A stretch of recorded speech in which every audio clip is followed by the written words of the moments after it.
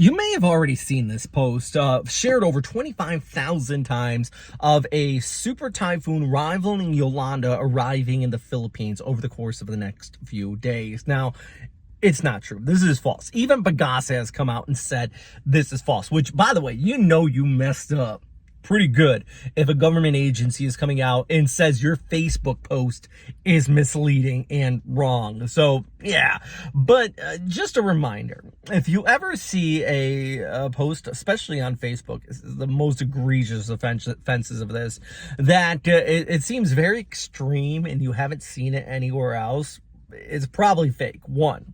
Two, try to get a secondary source, because maybe they're the first people to break this. Maybe they're pretty good at it. Trying to just double check it before you share it out, the false information.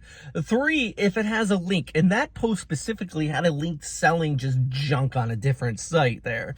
If it has a link that doesn't link to a weather website and instead it links to just something that sells like purses or something like that, probably fake. Now, if it links to a weather website and they have a big in-depth article explaining why they're saying what they're saying, maybe they got some information behind it, but just something to keep in mind as well. Now, with all of that said, the guidance, the problem is there's some validity to a typhoon forming up sometime next week. None of the guidance says a super typhoon in Leyte or Samar or in the Philippines, but there is a potential off the northeast coast of Luzon, more so Okinawa or Taiwan, and more so a monsoonal gyre type of storm system. So not your full big on one, but there, a GFS specifically has been pretty aggressive on something developing out there. So like I said, vastly misleading to say a storm the size of Yolanda is going to be developing, but there is some validity in a storm developing, which mid to late July, I could post anything up there and say there's going to be a typhoon in big blue letters and screaming at the top of my lungs with some scary images of a typhoon from over 10 years ago.